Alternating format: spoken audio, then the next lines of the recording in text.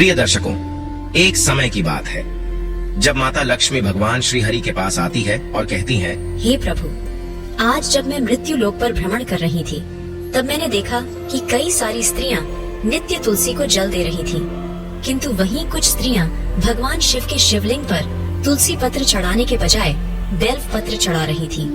हे प्रभु, तुलसी को एक पवित्र और पूजनीय पौधा माना जाता है, फिर उसके साथ ऐसा भेदभाव क्यों?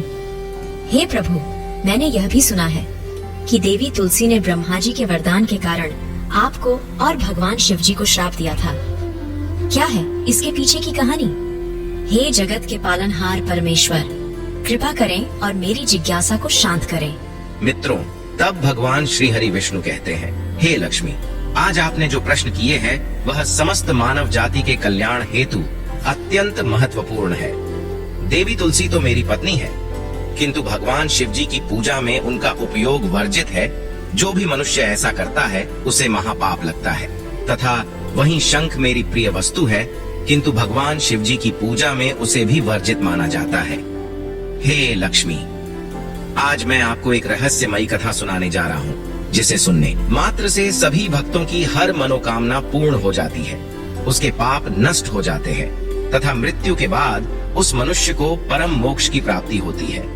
हे देवी लक्ष्मी, मेरा आपसे निवेदन है कि आप इस कथा को पूरा ध्यान से सुने और मानव जाति के कल्याण हेतु इसका प्रसार करें। तब माता लक्ष्मी कहती है, हे प्रभु, आपकी कथा का श्रवण करना मेरा और समस्त मानव जाति का सौभाग्य है।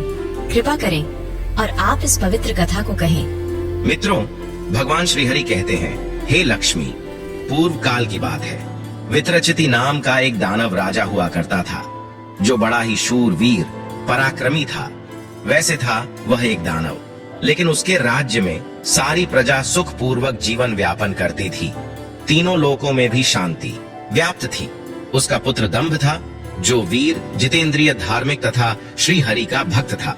वित्रचिति के बाद दंभ दानव राज बना, परंतु काफी समय तक उसे कोई संतान नहीं हुई।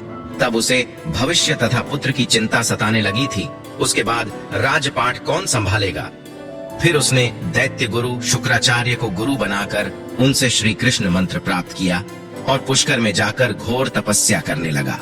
मित्रों, भगवान श्री हरि कहते हैं, हे लक्ष्मी, तपस्या करते करते उसे 1,00,000 वर्ष पूर्ण हो गए। फिर एक दिन की बात है, उसके शीश से एक दिव्य प्रकाश बाहर आता है, जिसके कारण पूरा संसार संतप्त हो जाता है। अतः वह तेज समुद्र में जाकर विसर्जित होता है। उस समय प्रकाश के तेज से व्याकुल होकर सभी देवी देवता, लोकपाल, ब्रह्मा जी और ऋषिगण भयभीत होकर भगवान श्री हरि से मिलने तथा इस प्रलयकारी तेज के बारे में जानने हेतु वैकुंठ धाम में आते हैं और उनसे विनय पूर्वक पूछते हैं कि हे प्रभु, क्या कोई प्रलय आने वाला है? कौन से कारण से ये तेज उत्पन्न हो गया है? अब हम किसकी तेज से संतप्त हो उठे हैं? यह आप ही बताए पालनहार, हम शरणागतों की रक्षा कीजिए। तब श्री हरि सभी को शांत करते हुए और मार्गदर्शन करते हुए कहते हैं, अभी कोई प्रलय नहीं आया है, क्योंकि अभी योग्य समय नहीं है। यह दिव्य प्रकाशमयी तेज तो मेरे ही भक्त दानव राजदंभ के पुत्र की कामना से तपस्या करने से उत्पन्न हुआ है। तभी देवता गण श्री हरि के वचनों को सुन शांत और निर्भय होकर अपने अपने धाम को वापस लौट जाते हैं। वहीं दूसरी ओर श्री हरि स्वयं अपने परम भक्त दानव राजदंभ को वरदान देने हेतु स्वयं पुष्कर में आते हैं। तब दंभ भगवान के दर्शन पाकर अत्यंत प्रसन्न होकर उनके सामने नतमस्तक होकर उनकी ओर बारंबार स्तुति करते हुए कहता है, हे प्रभु, मुझ पर कृपा करो। आप मुझे एक पुत्र प्राप्ति का वरदान दो, जो कि तीनों लोकों में अपना नाम अलौकिक करे। तब श्री हरि उसे वरदान देकर वहां से अंतर ध्यान हो जाते हैं। मित्रों, भगवान श्री हरि कहते हैं, हे लक्ष्मी, वरदान के चलते दानवराज दंभ की पत्नी गर्भवती हो गई और उस समुद्र से निकले तेज के कारण एक पुत्र का जन्म हुआ। अपने घर में पुत्र होने के कारण दंभ की खुशियों का कोई ठिकाना न रहा। उसने बड़े बड़े यज्ञ मांगलिक कार्य करते हुए विधिपूर्वक जात कर्म संस्कार संपन्न किए और पुत्र का नामकरण किया। वह अत्यंत सुंदर बालक था, जिसका तेज समुद्र के दिव्य शंख के समान था। इसीलिए दैत्य गुरु शुक्राचार्य ने उसका नाम शंखचूड़ रखा।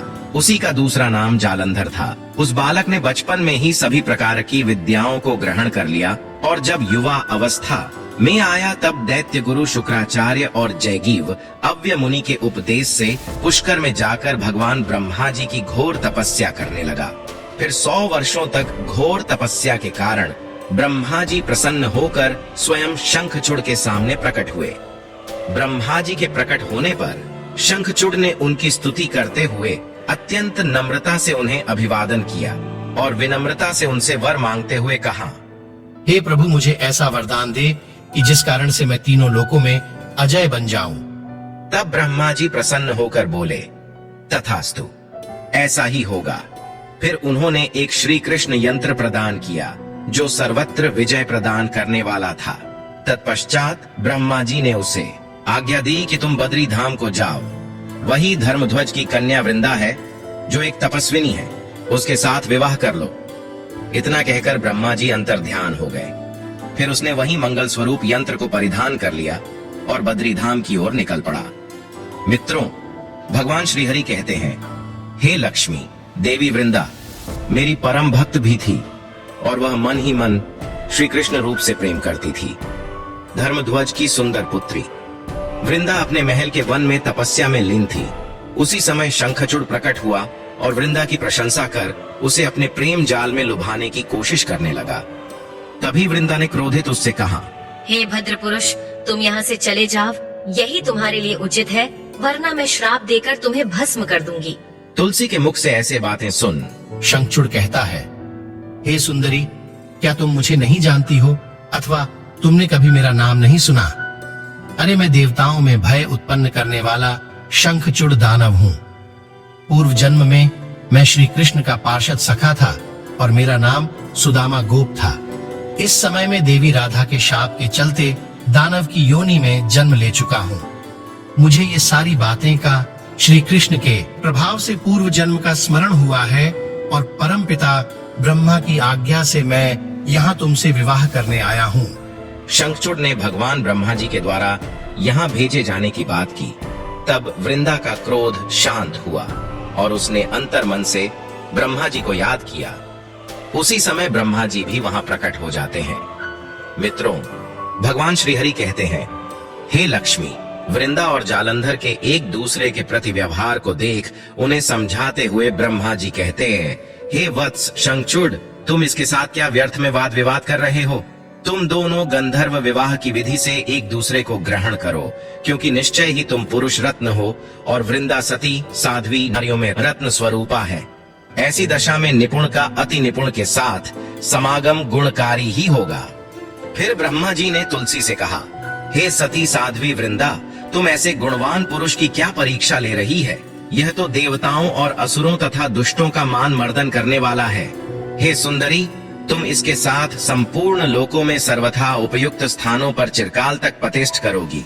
इतना ही नहीं, मृत्यु के बाद यह पुनः श्री कृष्ण के धाम गौलोक को ही प्राप्त होगा और इसकी मृत्यु हो जाने पर तुम भी वैकुंठ में स्वयं की इच्छा अनुसार चतुर्भुज भगवान श्री हरि के धाम को प्राप्त करोगी। इतना कहकर ब्रह्मा जी अपने धाम को चले गए। मित्रों, भगवान श्री हरि कहते हैं, हे लक्ष्मी, ब्रह्मा जी के कहे अनुसार शंखचूड़ और तुलसी गंधर्व विवाह कर लेते हैं और वे दोनों ही एक दूसरे के साथ अपने महल में प्रेम पूर्वक विहार करने लगते।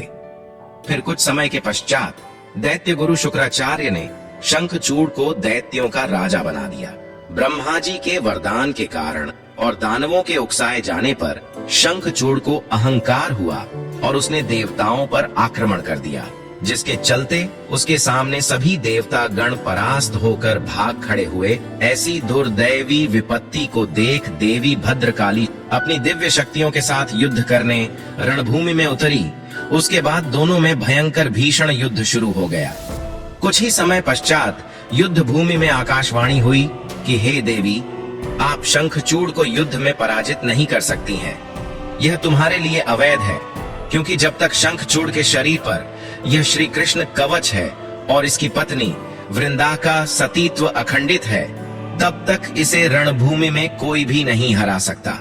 मित्रों, भगवान श्रीहरि कहते हैं, हे लक्ष्मी, ये सुनते ही भद्रकाली भगवान शिव जी के पास पहुंची और उन्होंने आकाशवाणी की सभी बातें बताई। तब भगवान शिव श्री विष्णु जी के पास पहुंचे और शंखचूड़ का वध करने के लिए तथा उन्हें धर्म के संरक्षण हेतु प्रेरित किया। फिर शिव की आज्ञा से श्री हरि शंखचूड़ के राज्य को चल पड़े। उन्होंने एक वृद्ध ब्राह्मण का वेश धारण किया और शंखचूड़ के निकट जाकर बोले, हे दानवेंद्र, इस समय मैं आपका याचक हूँ। मैं अत्यंत दरिद्री हूँ। अगर तुम अपने अतिथि धर्म का पालन करने का वचन दे दो तो मैं तुमसे वर के रूप में एक वस्तु दान में मांगता हूँ। एक ब्राह्मण की याचना को सुन शंखचूड़ ने उन्हें वचन दे दिया। तभी श्री हरि रूपी ब्राह्मण ने वह श्री कृष्ण यंत्र मांग लिया। मित्रों, भगवान श्री हरि कहते हैं, हे लक्ष्मी, वचनबद्ध होने के कारण उसने उन्हें वह दिव्य यंत्र दान में दे दिया। वहीं जब महल से बाहर निकलते ही श्री हरि ने शंखचूड़ का वेश धारण करते हुए वृंदा के महल में प्रवेश किया।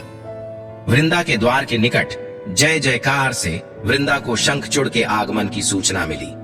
तब वह उनसे मिलने के लिए दौड़ते हुए आकर उनके गले लग गई।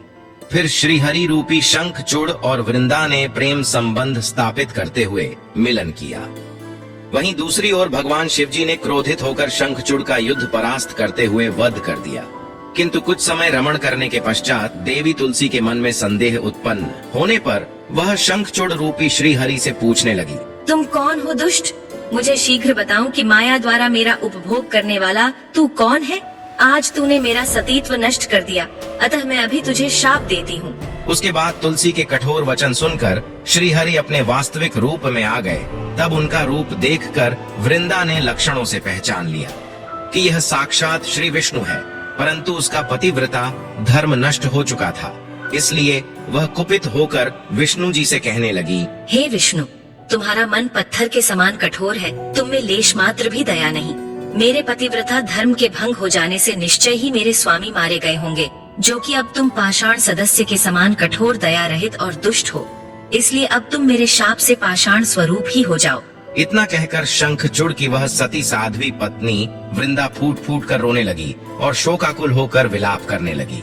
मित्रों, भगवान श्री हरि कहते हैं, हे लक्ष्मी, इतने में वहां भक्तवत्सल भगवान शंकर ब्रह्मा जी के साथ प्रकट हुए और उन्होंने वृंदा को समझाते हुए कहा, हे देवी, अब इस मानव रूपी दुख को दूर करने वाली मेरी बात ध्यान से सुनो और श्री हरि भी स्वस्थ मन से श्रवण करे, क्योंकि तुम दोनों के लिए जो सुख कारक है वही मैं कहूंगा। हे वृंदा, तुमने जिस मनोरथ को लेकर तप किया था, उस तपस्या का फल भला विफल कैसे हो सकता है? इसलिए तो उसके अनुरूप ही फल प्राप्त हुआ है। अब तुम मनुष्य शरीर को त्याग कर दिव्य देह धारण कर लो और लक्ष्मी के समान वैकुंठ में नित्य से विहार करो। अब तुम स्वयं श्री हरि की पत्नी बन चुकी हो और श्री हरि भी इस बात को स्वीकार करेंगे। अब तुम यहाँ तुम्हारा मानव रूपी शरीर छोड़ दो, वह नदी के रूप में परिवर्तित हो जाएगा। वह नदी भारतवर्ष में पुण्य रूपा से गंडकी के नाम से प्रसिद्ध होगी। तुम्हारे तेज के कारण एक पवित्र पौधा उत्पन्न होगा जिसे तुलसी के नाम से जाना जाएगा। हे महादेवी, कुछ काल के पश्चात मेरे वर के प्रभाव से पूजन सामग्री में तुलसी का प्रधान स्थान होगा। हे सुंदरी, तुम स्वर्गलोक में, मृत्युलोक में तथा पाताल में सदा श्री हरि के निकट ही निवास करोगी। यह मेरा तुम्हें वरदान है।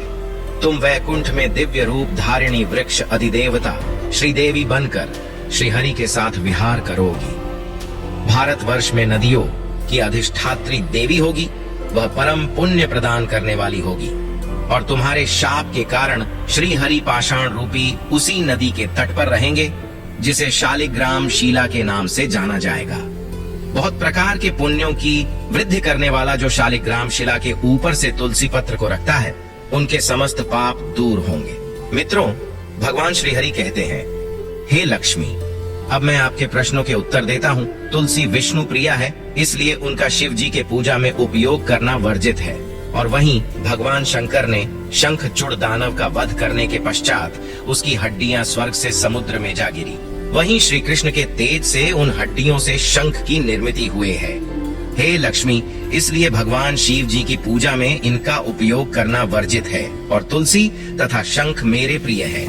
जो भी भक्त नित्य तुलसी को जल देता है, उसके समस्त पाप नष्ट हो जाते हैं। कोई भी मनुष्य तुलसी में शालिग्राम शीला रखकर उसकी नित्य पूजा एवं जल अर्पित करता है, मैं उन्हें मृत्यु के बाद इस जन्म जन्मांतर के कष्टों से मुक्ति देकर परम मोक्ष प्रदान करता हूँ। हे देवी लक्ष्मी, अब मैंने आपके सारे प्रश्नों के उत्तर दिए हैं, तो मित्रों दूसरे भाग के लिए हमारे साथ बने रहिए हमारे धर्म ग्रंथ कथाओं के चैनल 18 पुराणों पर। ये कथा और वीडियो अच्छा लगा तो लाइक करें और चैनल को सब्सक्राइब करें। साथ ही कमेंट में हर हर महादेव और जय श्री हरि विष्णु जरूर लिखें। आप सभी का धन्यवाद।